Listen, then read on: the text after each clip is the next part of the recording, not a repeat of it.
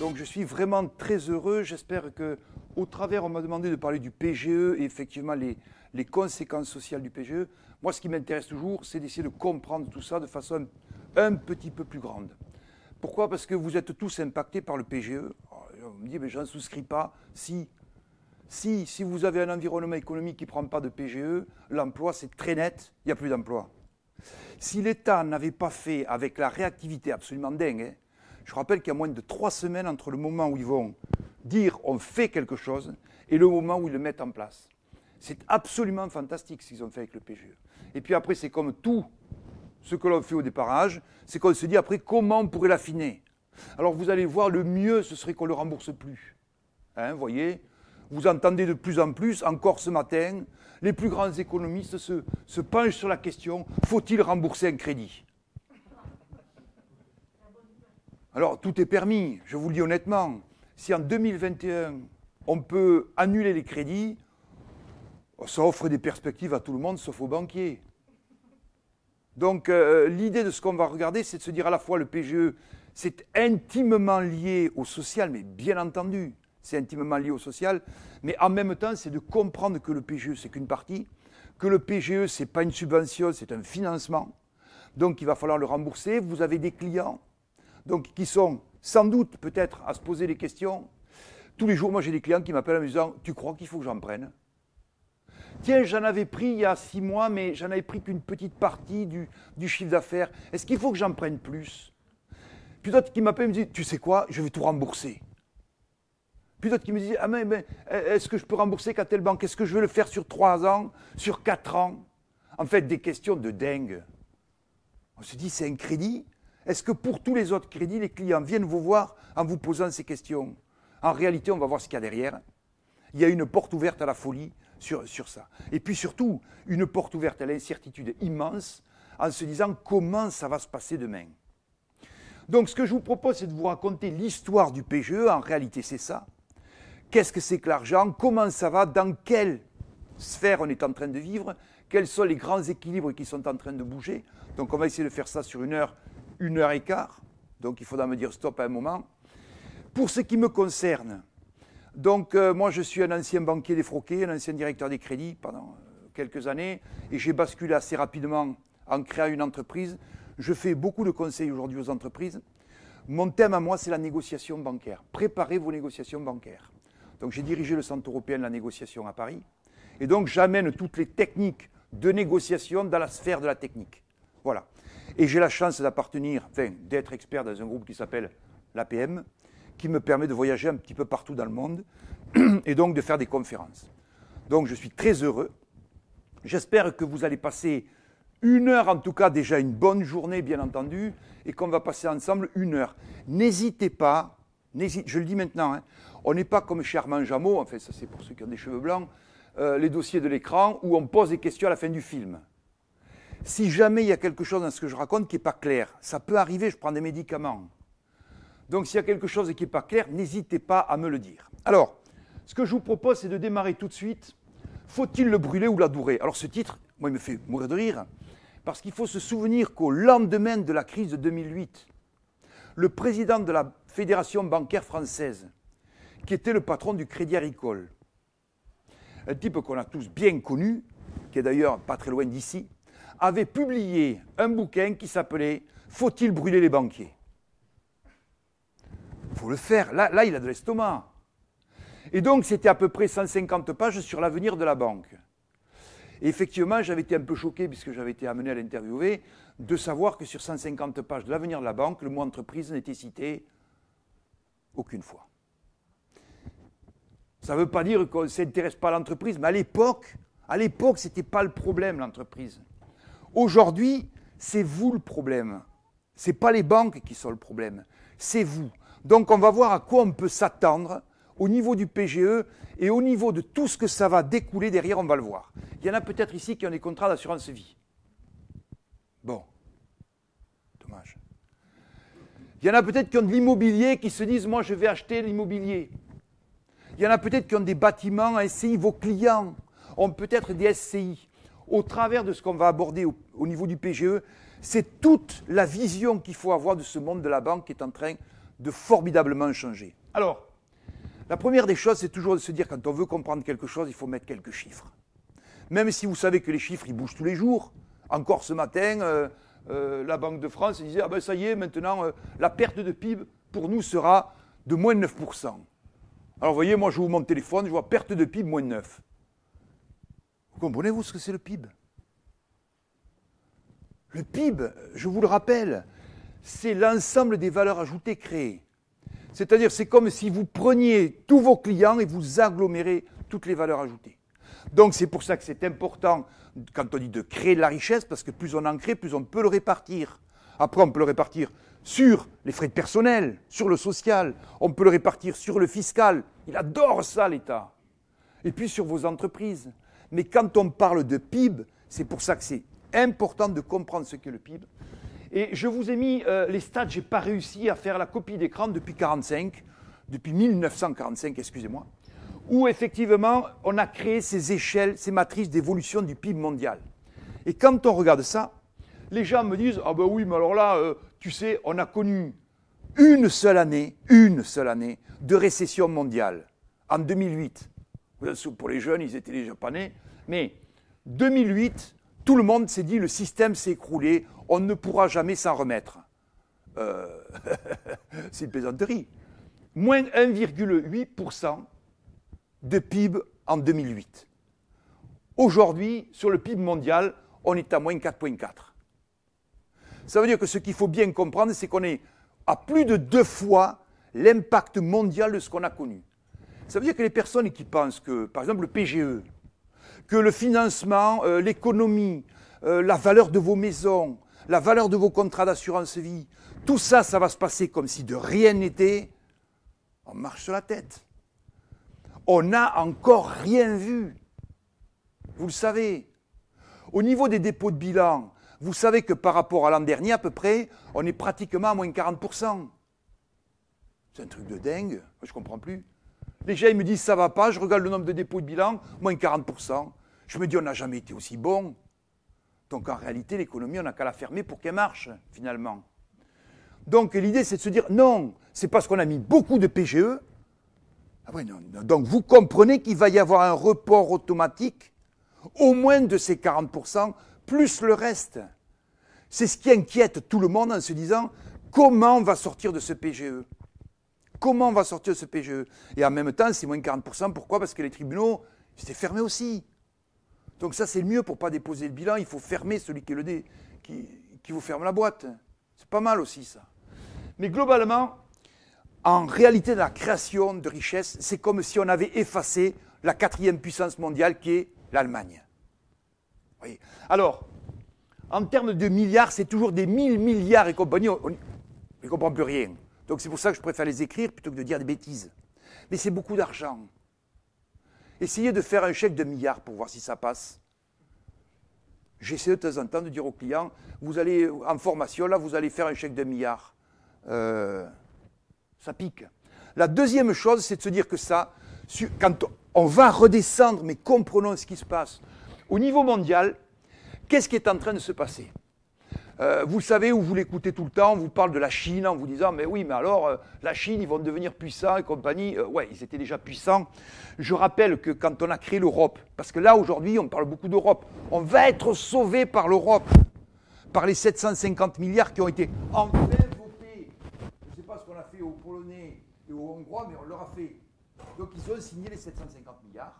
Nous, on va récupérer à peu près 40 milliards. Il y en a une grosse partie qui va être projetée sur des financements d'entreprise, sur ce qu'on va appeler des prêts participatifs pour vos clients. C'est très important ce qui est en train de se passer. Donc, quand on a créé l'Europe de Maastricht et compagnie, l'Europe représentait 30% du PIB mondial. Très loin devant les États-Unis qui faisaient que 22-23%. Quand on regarde aujourd'hui ce que pèse l'Europe, là, l'Europe, ça marche bien. Hein. On fait 16% du PIB mondial maintenant. Donc on a perdu la moitié de la création de richesse mondiale en Europe. Au profit de qui? Des Chinois. Les Chinois, ils faisaient 2% à peu près du PIB mondial, ils en représentaient 17%. Mais ça, c'est avant la crise. Et quand on regarde ce qui se passe au niveau de la crise, l'idée, toujours pareil, c'est de se dire, mais qu'est-ce qui attend nos entreprises? Qu'est-ce qui nous attend? Et on comprend bien que là, bon, on va prendre uniquement l'Europe, là. Hein. On était à une croissance, vous voyez, on va dire modérée. Modérée. On va prendre la claque la plus immodérée, moins 7,6. Et puis après, c'est pas mal. On va rebondir sans doute plus que nos amis américains. Mais quand on regarde les différentiels là, vous voyez, moins 7,6 plus 5, on est en courbe négative. Ça veut dire qu'on arrivera. C'est pour ça que les dirigeants que vous avez ou que vous êtes, vous avez intérêt vraiment à travailler vos prévisions. Je vais vous montrer, les prévisions, c'est un outil de survie pour toutes les boîtes. C'est pas maintenant, j'entends quelqu'un me dit de toute façon, on ne fait pas de prévisionnel. Pourquoi? On me dit parce qu'il est faux. Je dis, mais c'est ça qui est génial. C'est ça qui est génial dans un prévisionnel. Je vais vous montrer pourquoi, quelle est la puissance des prévisionnels. Donc, on sait très bien que nous, en Europe, quand on compare les rythmes, on va être les plus touchés et les plus longtemps. Et plus vous avez d'éléments qui sortent, plus ça va aggraver d'informations. Les informations aggravent la position de l'Europe. Donc, on est dans un contexte qui est inédit, avec une crise sur laquelle je vous en ai dit. Regardez, il tombe. Ben oui, quand... Non, je vous entends plus. Attendez, je vais donner un petit peu. Vous me plaît ça aussi. Attendez, s'il vous plaît. Je vais toucher pour Oh, c'est ça. Hop.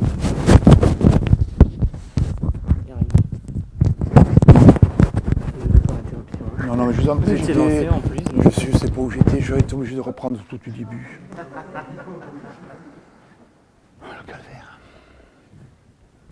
Donc, ce qu'il faut bien, si on résume là, on se retrouve vraiment dans une économie sur laquelle, pour vous et pour vos clients, on n'est pas prêt d'en sortir. Même si la crise sanitaire, on l'espère tous, parce que vous allez tous vous faire vacciner. Moi non, j'en ai marre des piqûres, je vous le dis tout de suite. Ça veut dire que ça va durer et les impacts pour vous, ils ne sont pas neutres. Donc, dans l'accompagnement de vos clients, sur toute la partie sociale, parce que je sais qu'il y en a beaucoup qui sont du social, vous allez avoir à travailler le social fort avec vos clients. Hein. Les mettre en protection et regarder tous les dispositifs sur lesquels ils peuvent avoir accès, ça va être déterminant. Donc aujourd'hui, il faut vraiment avoir les yeux ouverts. Bien. Assez rapidement, c'est de vous dire que la Chine va devenir la première puissance mondiale, très certainement. Pourquoi? Parce que pour être une grande puissance mondiale, il faut avoir une monnaie qui compte. Donc je ne vais pas détailler tout ça. Ce sont les taux auxquels les banques centrales prêtent de l'argent à leurs banques commerciales. C'est la Banque centrale européenne qui fait l'euro, qui le distribue à son réseau commercial, qui s'appelle nos banques commerciales, et les banques commerciales vous reversent cet euro sous forme de crédit. Et donc, on voit ici, c'est simplement pour vous dire, les banques centrales aujourd'hui, leur politique monétaire, c'est de dire que quand on veut relancer l'économie, il faut faire des crédits pas chers. Comment on s'y prend pour que vous ayez des crédits moins chers dans les banques? C'est simple, la banque centrale, elle prête de l'argent moins cher aux banques. C'est très simple. Donc, plus une banque centrale peut baisser les taux d'intérêt, plus ça permet de vous faire des prêts pas chers et durables.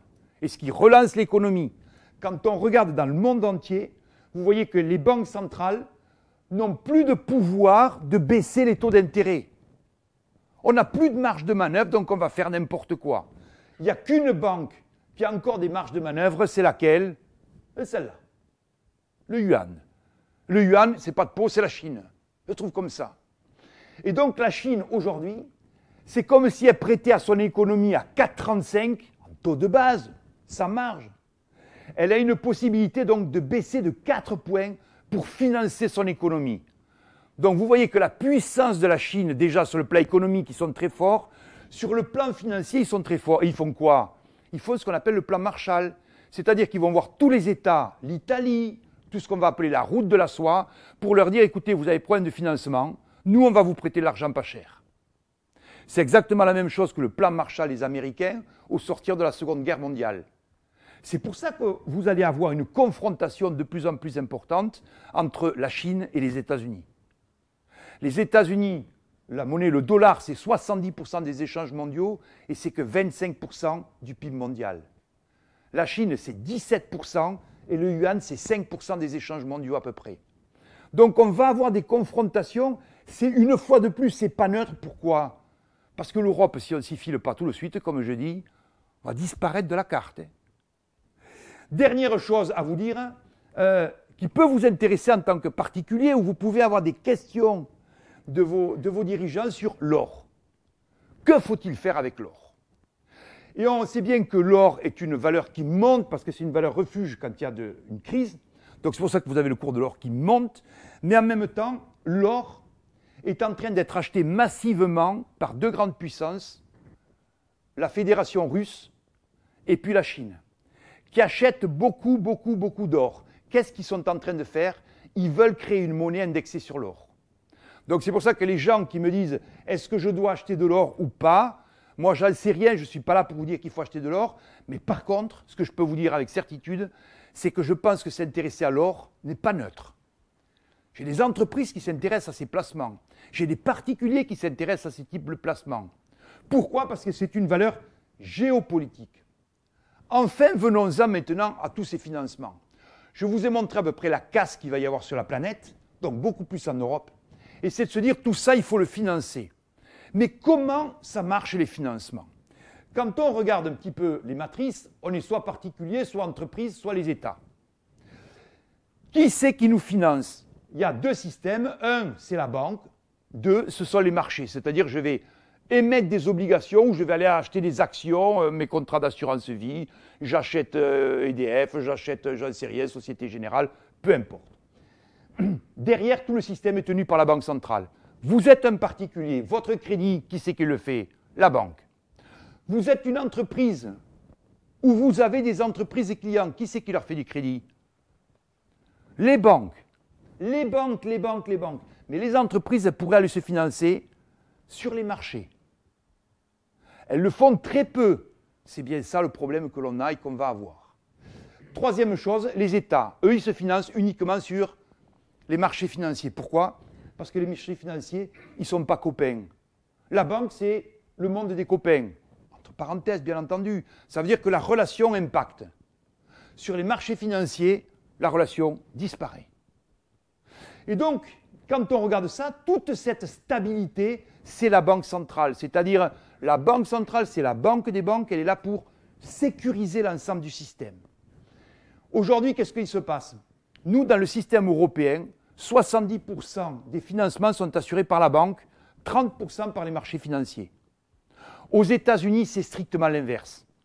Strictement l'inverse. Ça veut dire qu'aux États-Unis, ce qui compte pour eux, c'est d'avoir accès aux marchés financiers. Et je vais vous montrer qu'effectivement, on a un problème géopolitique avec les Américains qui vont tout faire et qui font tout déjà depuis une quinzaine d'années, au moins, pour bloquer quoi? Le moteur de la banque. Donc je vais vous le montrer au travers de la réglementation. C'est méga important parce que c'est toute la structure du crédit de vos clients et derrière, évidemment, le social qui en découle. Les Américains vont venir bloquer une machine qui s'appelle la banque, vont chercher à le bloquer. Pourquoi? Parce que s'ils paralysent la banque, vous n'avez plus de financement.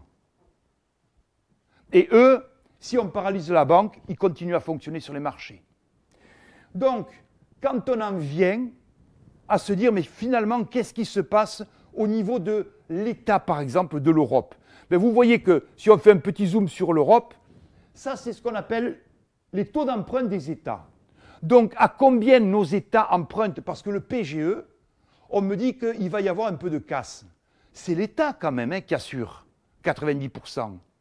Et vous avez vu le niveau de casse que prévoit l'État français? Vous avez une idée de ce taux de casse de contentieux sur 1%? C'est faible, non? Donc, tout le monde, les Anglais, la Banque Centrale Européenne, tout le monde dit, attendez, là, vous faites n'importe quoi, parce que ça va impacter le budget. Le budget, c'est quoi? Ben, c'est nos impôts, c'est nos contributions. Donc, quand on regarde ça, on regarde finalement la Banque Centrale, qu'est-ce qu'elle fait aujourd'hui? Elle rachète les États, ils font des crédits sur le marché. Et ces crédits, ils sont rachetés et garantis par la Banque Centrale Européenne pour éviter quoi? Qu'un pays, par exemple, comme la Grèce, ne puisse plus emprunter. Qu'un pays comme l'Italie, qui fait à peu près 16% du PIB de la zone euro, ne puisse plus emprunter. Et donc, quand on regarde avant la crise, par exemple, nos amis italiens, ils empruntaient à 2,60. ils empruntent maintenant à 0,50. Et quand on regarde aujourd'hui la Grèce, c'est très concrètement, vous faites vous un prêt à la Grèce et elle va vous rembourser avec un intérêt à 0,72. Ça ne vaut pas le coup de faire du crédit. Vous avez envie de faire du crédit à ces taux-là, vous C'est-à-dire qu'on fait les mêmes taux aux États-Unis qu'à la Grèce. Ça vous paraît normal, ça? Ça veut dire que l'économie grecque, elle a la même qualité que l'économie américaine? On marche complètement sur la tête, là. Et on est en train de marcher sur la tête avec la Banque Centrale Européenne aujourd'hui.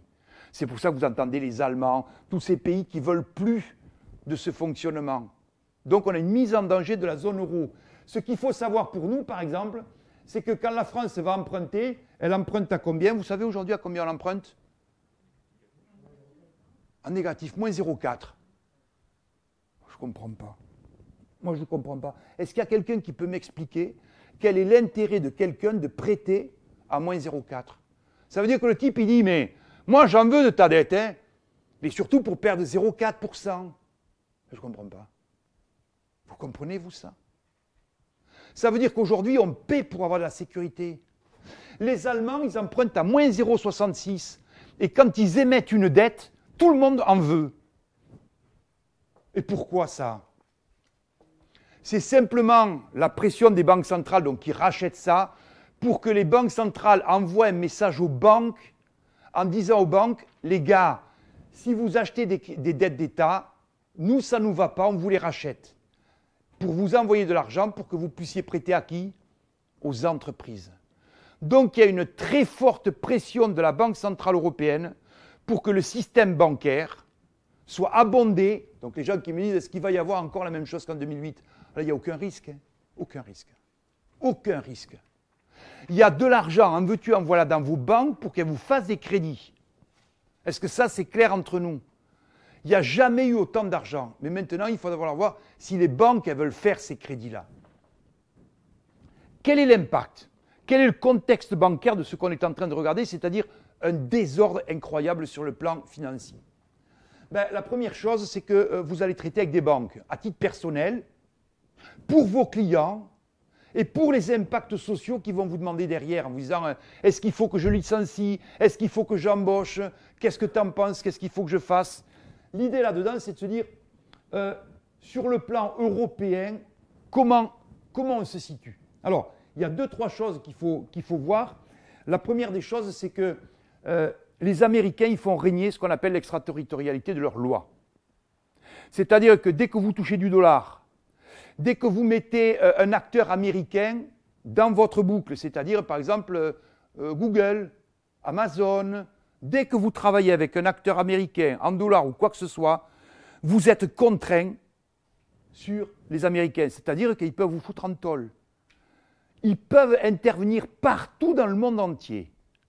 À preuve, un type qui était un des grands patrons d'Alstom, qui a été, vous l'avez peut-être lu ce livre, je vous recommande de lire ce bouquin qui s'appelle Le piège américain pour bien comprendre l'impact des Américains au niveau social pour nos grands groupes.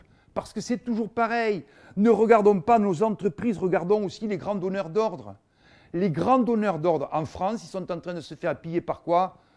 Par les Américains. Si bien qu'il y a une loi européenne qui vient d'être passée maintenant pour dire que chaque fois qu'un grand groupe européen va céder des titres soit à la Chine, soit aux États-Unis, il faudra qu'il y ait une information au niveau européen pour qu'on partage ça en se disant qu'est-ce qu'ils sont en train de faire.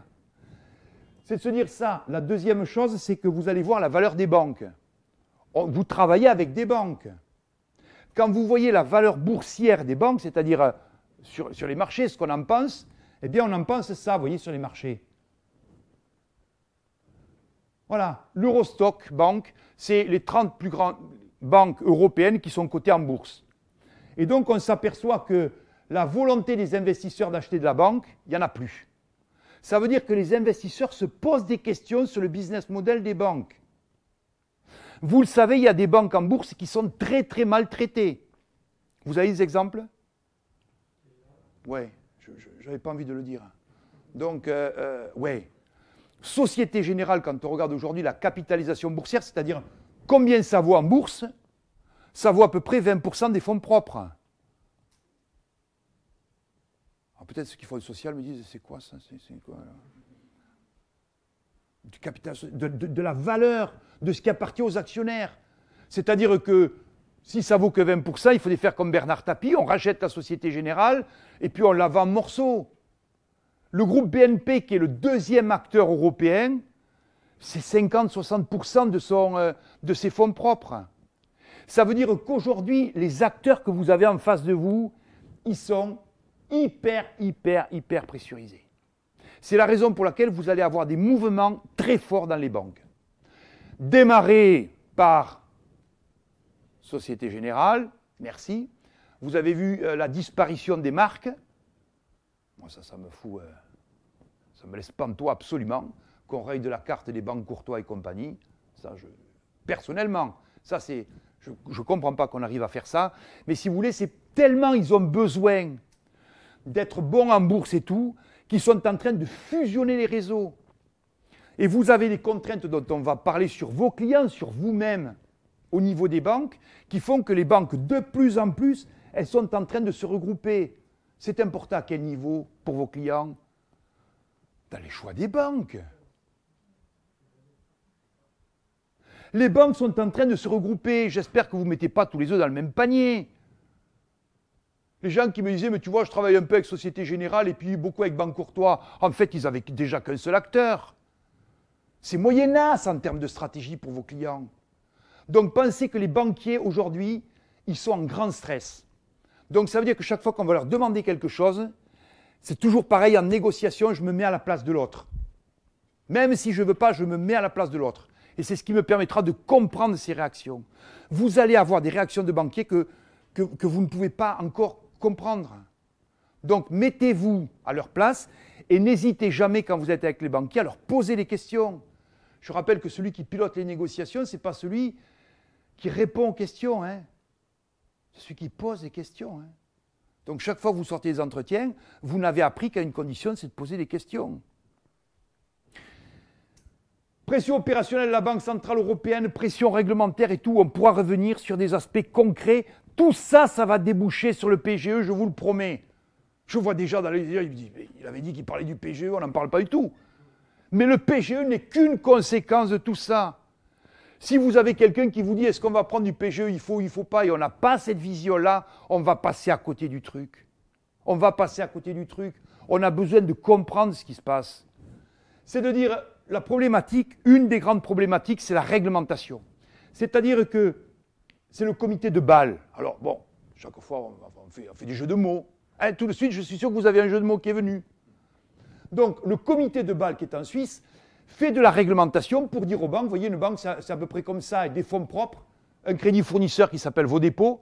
Est-ce qu'il y en a qui sont créditeurs à la banque?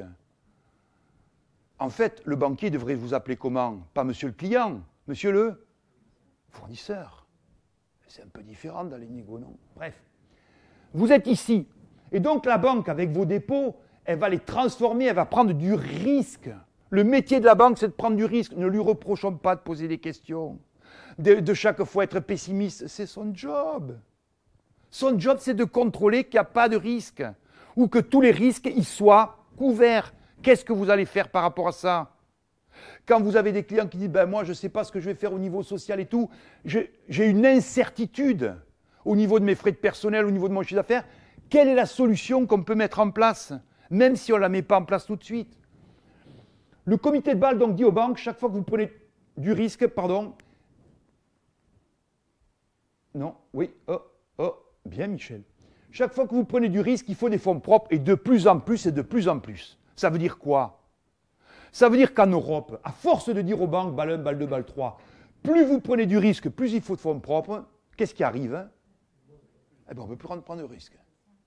Alors après, on pleure et on cogne contre les banquiers en disant, c'est con, ils ne financent pas l'innovation.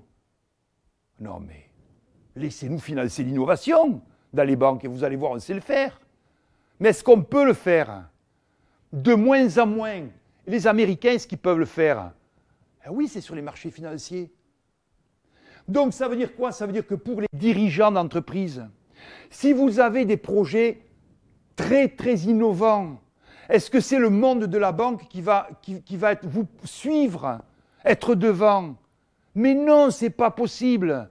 Je ne dis pas qu'ils ne participent pas à l'innovation, ce serait idiot. Mais ils participent après les acteurs. Qui est le principal acteur du financement de l'innovation? Ben, c'est l'État. C'est l'État. C'est BPI. Ça veut dire que chaque fois que vous avez des clients qui sont tournés innovation, il faut tout de suite être chez BPI. Il n'y a pas de question à se poser. Est-ce que je passe par mon banquier pour aller chez BPI? Voilà, dégagez-moi tout ça. On n'a pas de temps à perdre. Donc tout ce qui va être innovation dans le financement, innovation pour propulser nos entreprises, les grosses comme les très petites, c'est des mécanismes d'État. C'est pour ça que le financement des États, comment notre État il se finance, c'est stratégique. Hein. C'est stratégique qu'on ait une banque centrale qui rachète aujourd'hui pour permettre à l'État de se financer pas cher du tout. Parce que si ce n'est pas le cas, toute notre structure saute. Hein. Donc la première des choses, c'est de se dire qu'il y a tellement de contraintes, je ne vais pas vous les énumérer parce que là, on serait vraiment dans le cadre des entreprises en se disant qu'est-ce qu'il faut faire. Mais là, pour vous, c'est de se dire, oui, j'ai des clients qui font de l'innovation, il faut que je les pousse chez BPI. Tous les programmes d'embauche, toutes les subventions qu'on peut avoir. Après, vous avez les régions, bien entendu, qui peuvent intervenir. La deuxième chose qu'il faut bien regarder, c'est que la réglementation, là je disais hier, j'ai passé une journée de folie à me former sur les contraintes réglementaires qui vont être mises en place bientôt, là, au niveau des banques. J'étais avec des directeurs financiers de banques qui ne comprenaient même pas ce qui était en train de se passer. C'est pour vous dire comme on les martyrise un peu. On les martyrise. Tout est en anglais. Le drame. Qu'est-ce qui importe le plus donc dans tous les business models de vos clients? Qu'est-ce qui est méga important? Tout l'aspect climatique. L'aspect RSE, responsabilité sociétale de l'entreprise. Pour l'instant, on rigolait, on se disait non mais ça on s'en fout, on n'a qu'à dire qu'on fait de la RSE. Non, hein. C'est majeur. Dans toutes les cotations à la Banque de France, dans tout, la RSE est un moteur super important. Dans tous vos moteurs, dites-vous bien, hein, là, au niveau, ce qui est demandé aux banques, c'est que chaque fois qu'on a un client, il faut regarder ce qu'il est capable de consommer en CO2 et ce que ses clients et fournisseurs impactent aussi. Hein. Ça veut dire, je prends un exemple, hein, vous avez un client qui est dans l'automobile, eh bien toute la filière automobile va lui être rattachée hein, pour le calcul du CO2. Et les banques ne pourront plus financer ce type d'activité. C'est quelque chose, c'est un changement majeur. Vous avez vu Macron ce matin, ou hier, qui a dit qu'on va passer au référendum le fait de mettre le fait climatique dans la Constitution. On ne rigole plus du tout. Ça veut dire que si vous avez des clients, qui sont très innovation, BPI, les banques derrière. Tout ce qui est fonds alternatifs, des plateformes que vous pouvez avoir, October, ALS et compagnie. Si derrière, vous avez des clients qui sont dans une activité qui consomme du CO2, ils sont morts. Ils vont mourir. Donc tout ce qui peut favoriser le green, et là on a un problème avec quoi? Potentiellement avec le numérique. Ça veut dire que vous savez que le numérique, quand même, c'est très consommateur de CO2. Et effectivement, on ne sait pas comment on va pouvoir piloter l'émergence de numérique et la pression du financement.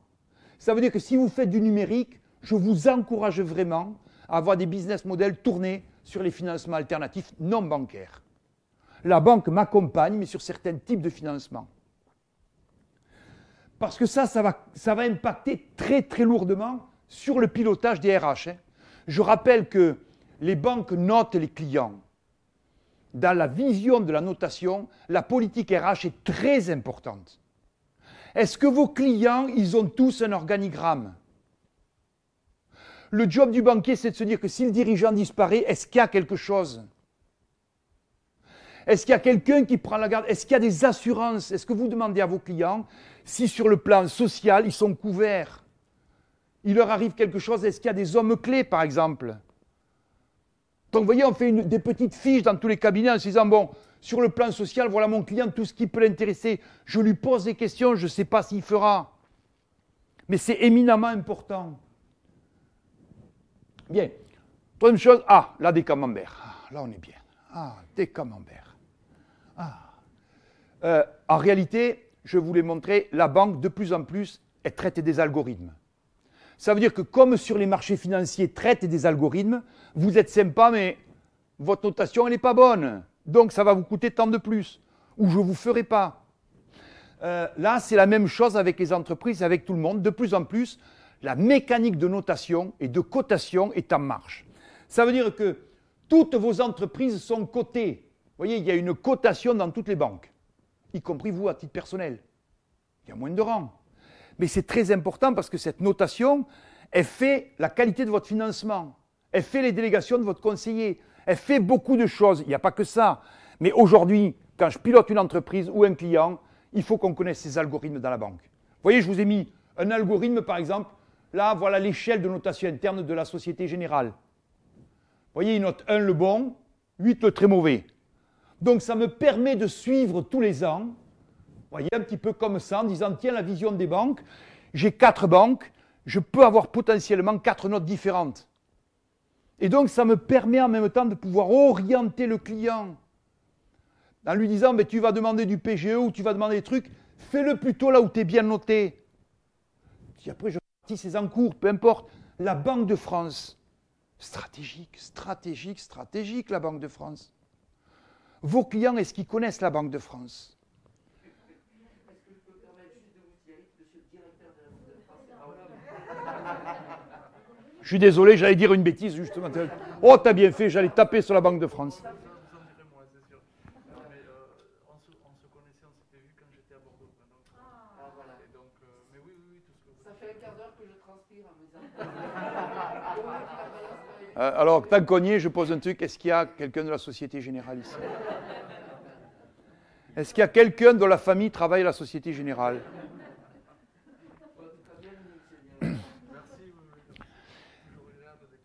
Donc, je suis désolé, je suis sur la Banque de France. Donc, c'est très, très important que vous ayez des relations. Souvent, on dit la Banque de France, on en a peur. Pourquoi? Parce que ça a l'image de l'incident de paiement. Ça a l'image de, pour le particulier, de tout ce qui va être les procédures. Donc, on a peur de la Banque de France. C'est votre allié. Quand vous allez avoir des difficultés, c'est la Banque de France, vous le savez, au niveau de la médiation notamment. Mais quand on est une entreprise, c'est important de connaître la Banque de France et c'est toujours pareil, de lui expliquer votre modèle. Moi, j'aime bien connaître les modèles à partir de 2 choses. Est-ce que votre activité, elle crée de la liquidité ou pas? Donc ça, vous pouvez le noter. Hein. Si vous avez des clients aujourd'hui, leur chiffre d'affaires, plus ils en font, plus ça consomme de la trésorerie, ils vont avoir des lendemains qui vont couiner, comme je dis chez moi. S'ils ont des business models qui créent de la trésorerie, ça c'est bon. Autrement dit, il faut que dans tous les business models, on s'interroge en se disant comment on peut passer d'une culture de consommation du cash à une culture de création du cash. Et dans les notations de la Banque de France, sauf erreur, monsieur le directeur, l'aspect cash, comment il se construit, comment vous le dilapidez, est majeur. Donc il y a plusieurs choses, je ne vais pas m'étendre sur le IFI-BEN, c'est des choses que ne connaissent pas assez les dirigeants d'entreprise, mais il y a une réelle connexion avec la Banque de France qu'il faut avoir. Je rappelle que tous les mandataires sociaux sont cotés à la Banque de France. Est-ce que vous avez ces cotations? Est-ce que vous avez l'ensemble des mandats sociaux qui vous sont rattachés? Parce que de temps en temps, il y a des choses qui ne sont pas à jour. Au moins, on s'assure que tout soit à jour. On est dans ce système-là.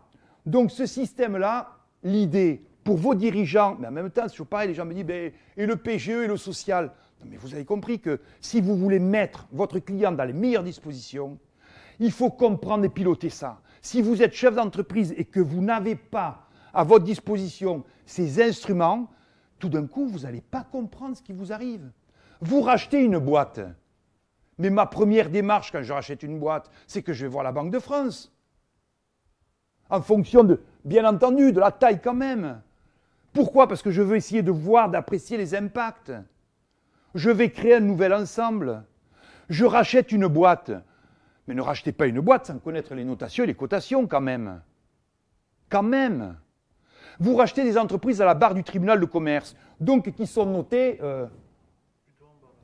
plutôt en bas. Vous les ramenez dans votre périmètre, ou votre client vous dit tiens, je vais racheter cette entreprise, c'est chouette, je la paie rien. Vous pensez qu'en termes d'algorithme, il n'y a pas d'impact? Mais bien sûr que si, qu'il y a un impact. Donc l'idée, ces algorithmes, il faut les avoir. Derrière, c'est du maintien de l'emploi et du développement aussi. Bien, on va passer assez rapidement là-dessus. Est-ce que nos banques sont solides? Ouais. Oui, 1000 fois oui. Oh, il y a plein de travaux. Je l'ai fait exprès, c'est pour vous perdre. Parce que j'ai demandé à ma fille, je lui ai dit, tu comprends ce tableau? Elle m'a dit non. Je lui ai dit, donc ça légitime que je sois là. Je plaisante, mais c'est simplement pour vous dire, aujourd'hui, hier, on a beaucoup reproché aux banques qu'elles avaient fait n'importe quoi pendant la crise. Comment les banques ont travaillé? Elles ont fait ce qu'on appelle des stress tests. C'est quoi les stress tests? C'est de se dire, s'il m'arrive des événements extrêmes, est-ce que je suis toujours sur la route? Donc un stress test, c'est ni plus ni moins qu'un prévisionnel sur lequel on va essayer de stresser quelques actifs, quelques éléments de votre exploitation. Autrement dit, un prévisionnel. En se disant, si je bouge ça, ton délai client, qu'est-ce qui se passe? Moi, j'ai des clients qui travaillent, qui font des prévisionnels avec des crédits fournisseurs. Je lui dis, mais ton fournisseur, il a donné son accord là-dessus? Il me dit, ben non. Je lui dis, est-ce que tu as été voir sur l'assureur crédit, là? Vous savez qu'il y a 5-6 assureurs crédit en France. Est-ce que vous avez été voir vous-même si sur l'assureur crédit, il y avait ce niveau de couverture? Non, souvent non. Mais je me dis, mais c'est un super job à faire. Donc, on va sur un fichier qui permet d'avoir les couvertures de tous les assureurs en 5 minutes. Et je me dis, je balise ma route. Les banques en 2008 ont provoqué la pagaille. Elles s'en sont sorties. Elles ont remonté leurs fonds propres. Elles ont remonté leur liquidité avec des stress tests. Vous êtes en problématique sur le plan de l'exploitation.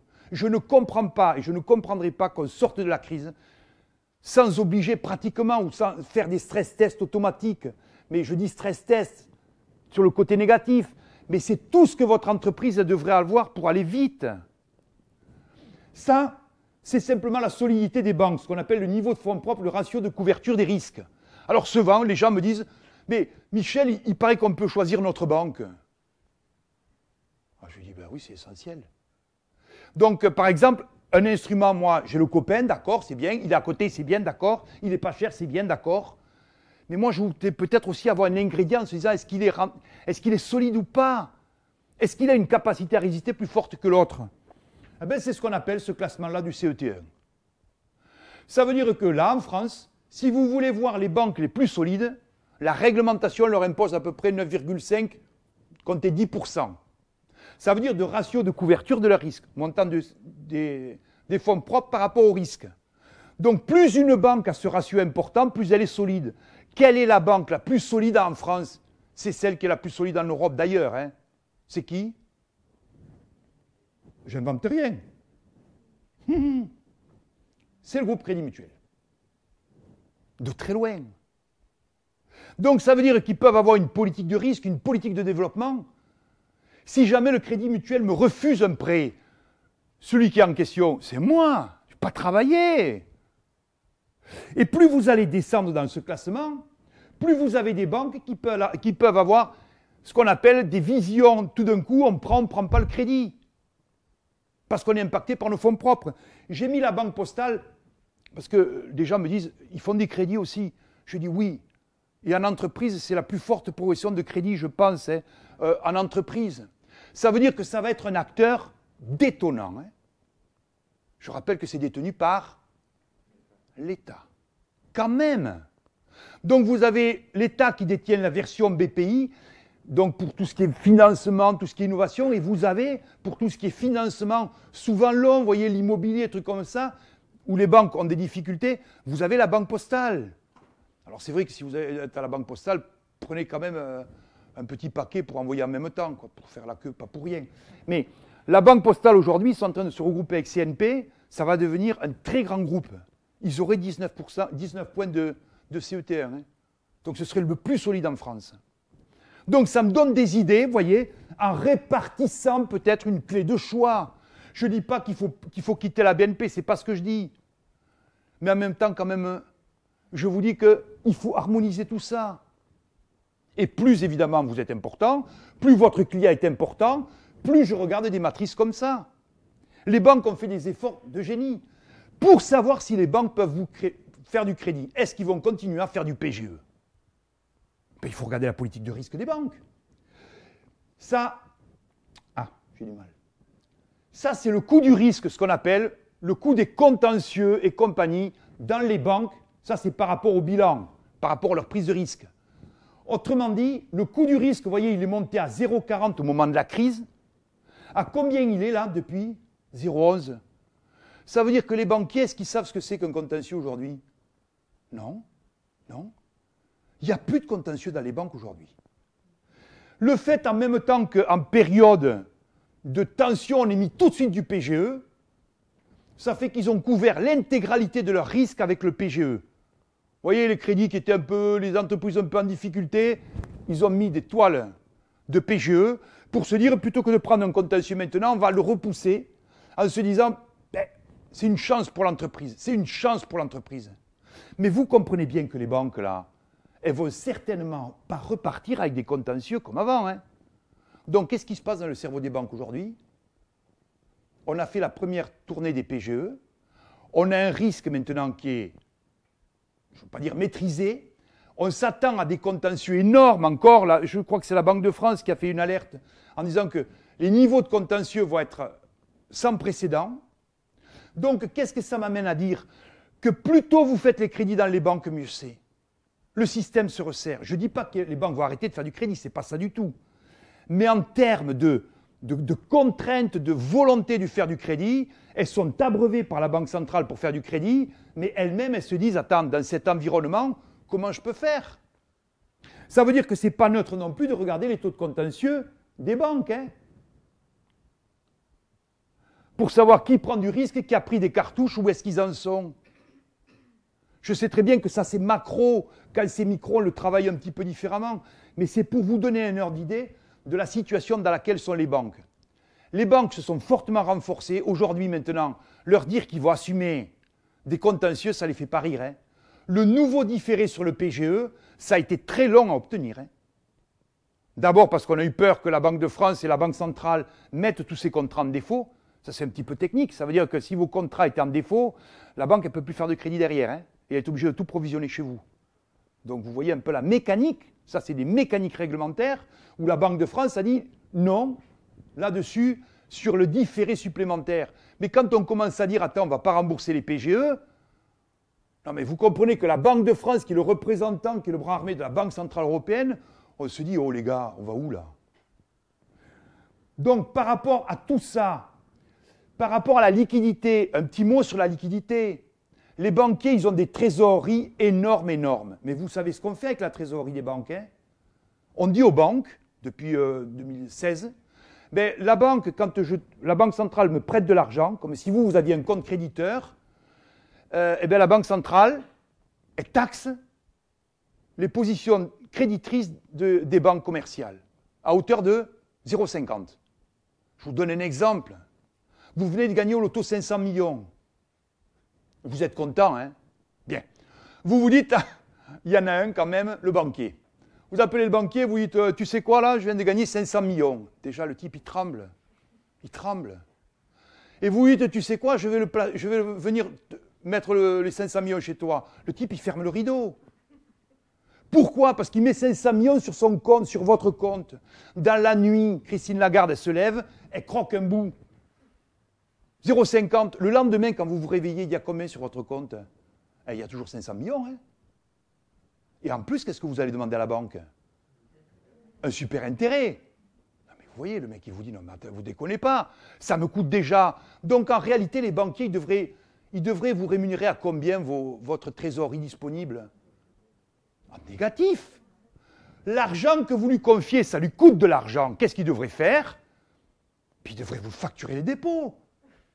Est-ce que c'est inepte? Est-ce que c'est un truc qui n'a pas de sens? Ben, je rappelle que 25% des banques en Allemagne facturent les dépôts, y compris le particulier. Donc ça ne veut pas dire aujourd'hui, alors vous voyez le crédit, le dépôt, on est quand même dans une ambiance avec ces taux négatifs qui est un petit peu démente. Ça coûte combien aux banques? 4,5 milliards, malgré ce qu'elles ont pu arranger, le tiering et compagnie. Et en France, regardez, c'est la France avec l'Allemagne qui sont le plus pénalisés. Pourquoi? On est recordman mondial avec le Japon d'épargne. Donc, à votre avis, qui c'est qui paie les 1,5 milliard là, pour la France? C'est les banques, mais au travers des banques, c'est qui? C'est vous. C'est pour ça que les banquiers, ils facturent leurs services de plus en plus de façon importante. Donc, l'idée qui me vient, c'est de dire attention à vos facturations, aux frais bancaires. Moi, je veux bien payer, mais il faut que ce soit raisonnable. Et ça, on n'est qu'au tout début. Dernière chose, avant de parler vraiment du PGE, après cet environnement, c'est de dire, mais regardez les conneries qu'on est en train de faire. Regardez les conneries qu'on est en train de faire. Et là où je suis très inquiet, l'intervention de la Banque centrale, quand je baisse les taux, maintenant je ne peux plus baisser les taux, qu'est-ce que je fais? Je rachète les dettes des États. Le fameux programme de QE, Quantitative Easing. C'est quoi? C'est simplement, l'État émet ses dettes sur les marchés, qui sont rachetées par les banques notamment, et la Banque centrale rachète tout de suite. On a vu à quel taux tout ça, ça se passe. Hein. Donc, les banques sont gorgées de liquidités qui leur coûtent de l'argent. Qu'est-ce qu'il faut avec vos dépôts? Ben, ils vous appellent, ils vous disent, et tu sais ce qu'on pourrait faire? On pourrait les placer. Vous avez les contrats d'assurance vie qui étaient en fonds euros, sans risque. Qu'est-ce qu'ils disent les assureurs? Ah non les gars, on ne peut plus tenir cette rentabilité. On achète des emprunts d'État avec la trésorerie qui rémunèrent 0 ou moins quelque chose. Comment voulez-vous qu'en toute sécurité, on vous fasse du 1 ou du 2? Ce n'est pas possible.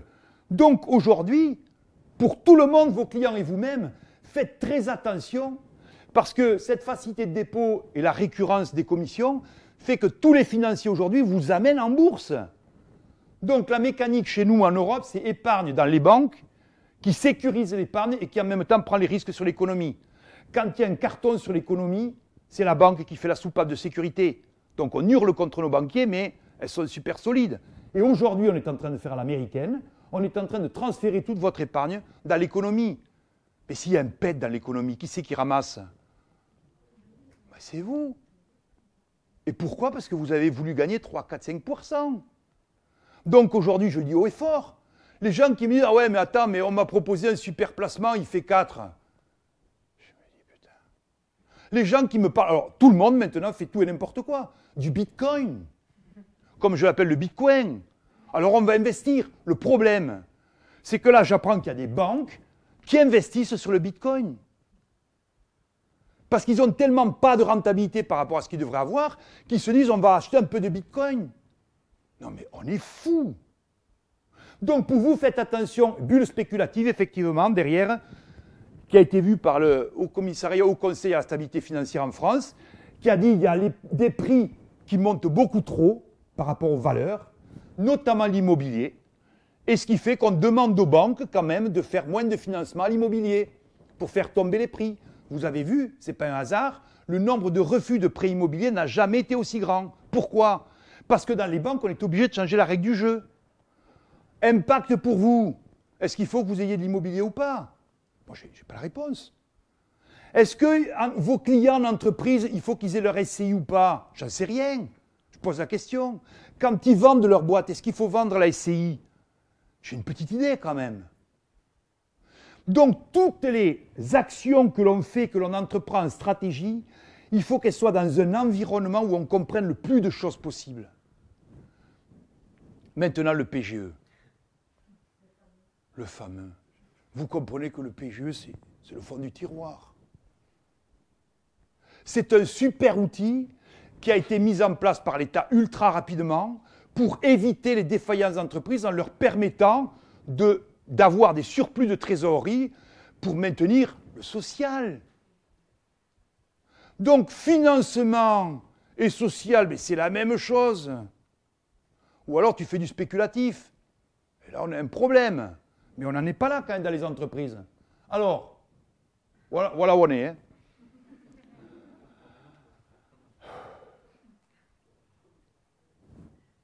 On est là-dedans. Et plus on avance, plus on est là-dedans. Et on se dit, bon, ça va durer jusque quand? Alors on appelle les mecs au loin, là, t'es à 10 km plus loin, t'as du brouillard? Oui, non, aussi. Donc, en réalité, le PGE, je le rappelle, c'est un financement, il va falloir le rembourser, mais comment on le rembourse? Là. C'est justement pour ça que votre rôle, à vous, de conseil, c'est de baliser la route des entreprises. Une entreprise, par beau temps, Elle peut rouler sur la bande d'arrêt d'urgence à 180, vous voyez, à peu près. Maintenant, quand ces mêmes dirigeants, ils roulent à 180 et qu'il y a du brouillard, je me dis, mais ils ont vu qu'il y a du brouillard? Les mecs me disent, non, mais nous, on fait comme hier. Je me dis, mais ça ne tient pas la route, c'est le cas de le dire. C'est pour ça que les prévisionnels, ce qu'on appelle les stress tests, c'est de déterminer les côtés du rail. Jusqu'où vous pourriez aller sans tomber, quelle accélération maximum vous pourriez tolérer. C'est à ça que vous sert le prévisionnel. En vous disant, mais jusqu'où j'ai du cash? Jusqu'où je tiens en matière de cash? Et quand je regarde donc les chefs d'entreprise, je me dis, il ne faut pas de prévisionnel parce que ça coûte de l'argent. Il va falloir subventionner maintenant les prévisionnels et on va nous dire c'est pas assez, il faudrait même nous payer pour faire les prévisionnels. Juste un petit truc là. Je me suis amusé à partir de ce qui remonte de la Banque de France. Vous savez que toutes les semaines, là on a une transparence énorme sur le PGE. Hein. La Banque de France, vous l'avez sur le point Gouv, on va recenser les entreprises, les taux de refus et tout, c'est très clair. Les gens qui me disent qu'il y a des refus dans les PGE, ouais, ils sont passés à fourchette, je crois qu'il y a moins de 2% maintenant. Hein. 3%. C'est vraiment... Il faut le mériter, quoi, son refus. Quand même. Je ne dis pas que tout le monde là, il se serait désagréable par rapport à ceux qui ne l'ont pas eu. Mais honnêtement, on ne peut pas dire, parce que quelqu'un n'a pas eu son PGE, que les banques ne font pas leur boulot.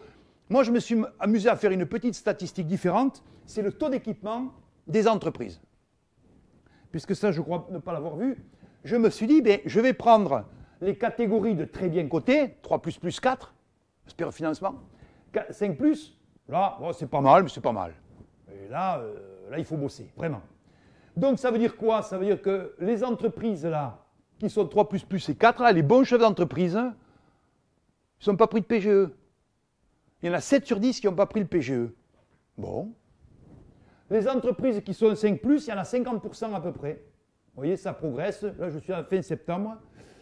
Celles qui sont mal cotées ont un taux d'équipement très important. C'est naturel en même temps.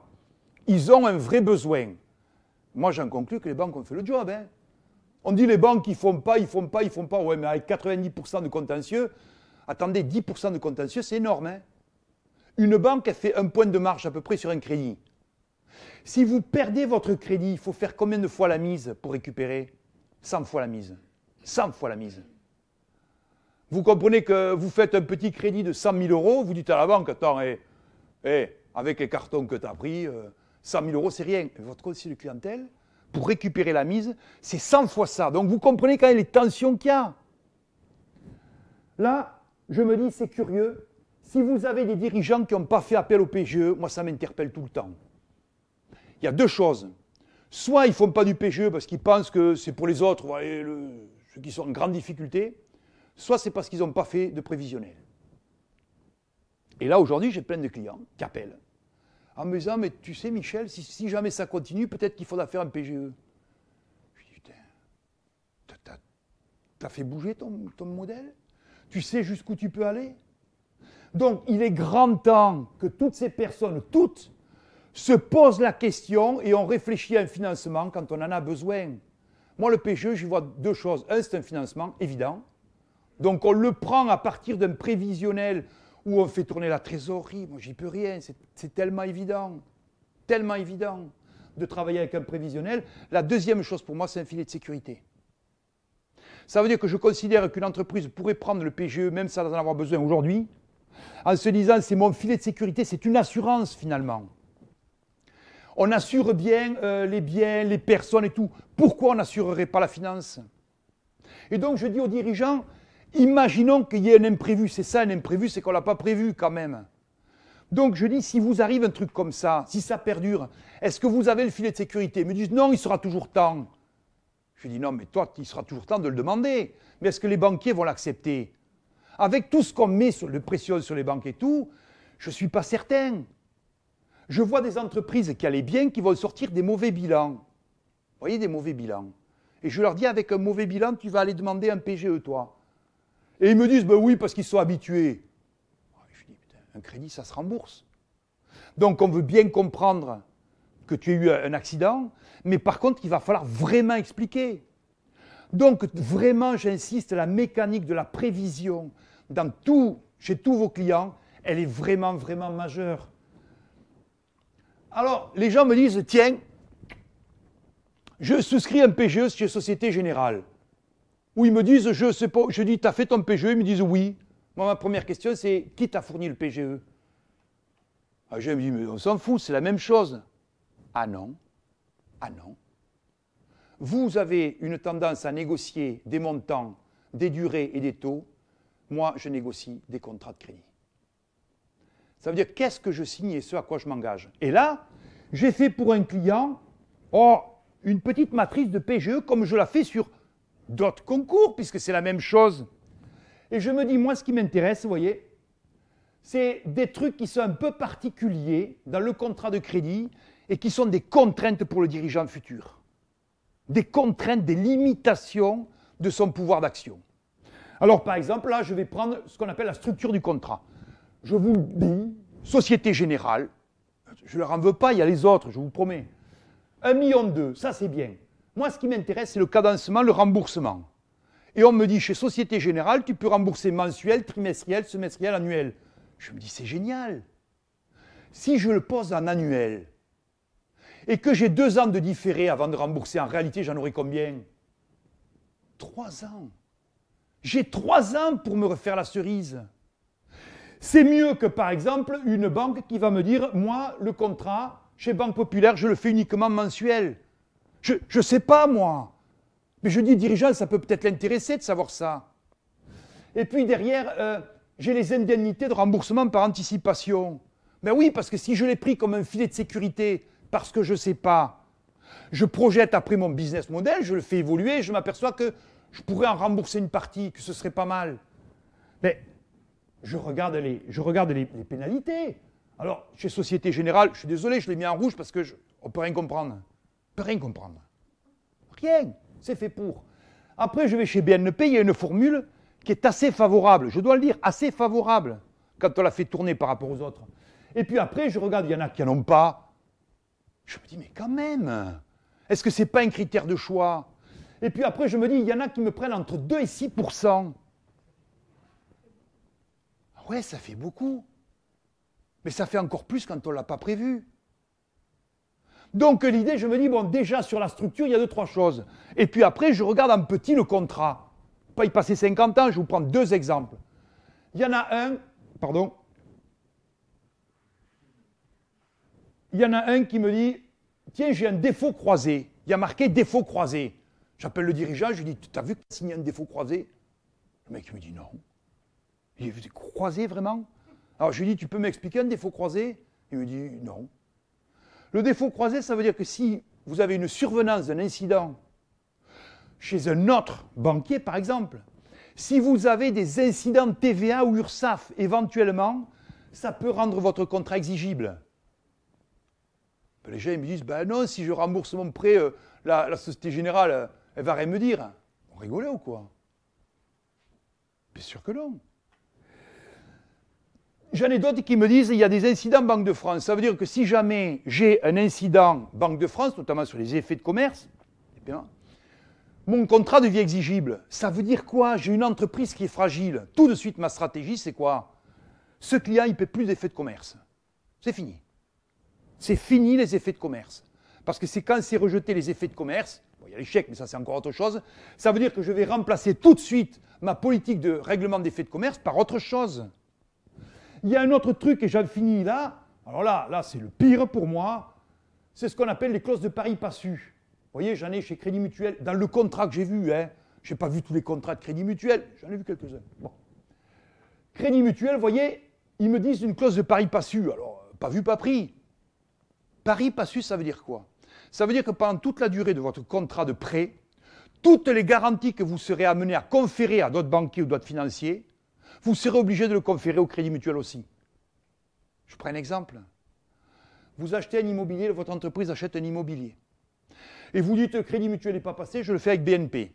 BNP vous fait le contrat, ils prennent une hypothèque, on est d'accord. À qui d'autre vous devriez conférer l'hypothèque? Un Crédit Mutuel. Sinon, vous êtes en défaut sur ce contrat. Et donc on s'aperçoit alors là, je ne vous dis pas toutes les clauses qu'on pourrait voir, d'égalité, de choses qu'on peut... Ça veut dire que quand on pilote le PGE c'est un vrai contrat de crédit. On me dit, allons-y, prenons du PGE, prenons du PGE. Non, on ne peut pas prendre du PGE comme ça. Quand on regarde qui va rembourser en fonction des plans que vous allez faire, les clients que vous allez rencontrer maintenant, ben c'est de se dire, vous allez choisir quand même par rapport à ça. Et ce n'est pas idiot d'avoir une cartographie. En se disant, mais quel type de risque, est-ce qu'on les accepte ou pas? Avec tel banquier, on a tel risque, est-ce qu'on les accepte ou pas? Après, les gens ils me disent, bon, c'est beaucoup trop cher. Le PGE est trop cher. Alors, est-ce que c'est vrai? Le taux garanti de l'État compris, hein, entre 1 et 1,50 quand vous allez amortir sur 1 ou 2 ans. Entre 2 et 2,50 en fonction des banques sur la période suivante. Donc je me dis, ouais, votre taux, votre crédit, pour finalement 6 ans, hein, la première partie différée, ça va être 2,5. C'est beaucoup plus cher qu'1%. On est d'accord? Putain, si on n'absorbe pas 2,5% dans nos business, les gars, il y a un problème quand même. Moi, je le dis honnêtement. Je sais qu'on est ric-rac, qu'il vaut mieux 1. Mais quand même, on n'est pas à la foire d'Empogne là-dessus. Et vous l'avez vu, ça ne joue jamais sur le taux. Ça ne joue pas sur le taux. Ça joue sur toutes les conditions hautes qu'on a mis dans votre contrat de crédit. Et je me dis, mais pourquoi il est si cher? Pourquoi il est si cher? Mais il ne faut pas déconner. C'est la garantie de l'État. L'État, il prend entre 30 et 50% de la prime au global. Je me dis, ce serait bien qu'il abandonne ça, ça ferait des taux moins chers. Donc ça veut dire quoi? Ça veut dire que les gens qui me disent est-ce que le PGE est cher, je regarde donc à la Banque de France, allez aussi sur... Je vous fais de la publicité, mais vous me l'aviez dit au départ. Donc, allez sur le site de la Banque de France, et il y a plein d'informations sur le crédit, notamment les taux. Donc là, je regarde l'évolution des taux d'intérêt, vous voyez le découvert. Les crédits échéancés, les trésoreries échéancées, c'est notamment ce qu'il y a à l'intérieur du PGE. Vous avez le PGE. C'est ce qui fait que vous avez, à un moment, une chute des taux qui est liée au PGE. Mais globalement, est-ce que les taux vont remonter? Mais du coup, c'est impossible. Alors là, moi je le dis, je prends le risque, c'est impossible. Aujourd'hui, une remontée des taux, ça fait tout exploser. Donc je ne vois pas trop déjà comment on va sortir des taux négatifs. Donc remonter des taux, j'y crois pas. Sélectionner beaucoup plus, ça j'y crois, la sélection dans les banques. Donc ça veut dire quoi? Ça veut dire que les gens me disent, Michel, j'ai des besoins, est-ce que je les finance avec le PGE? Je dis, mais non, tu as tout un tas d'artifices. Hey, tu as tes financements d'investissement, tu pourrais faire avec ton immobilier. Il y a des gens qui me disent, plutôt que de faire le PGE, est-ce qu'il ne faudrait pas que je prenne ma SCI sur lequel je n'ai pas d'endettement?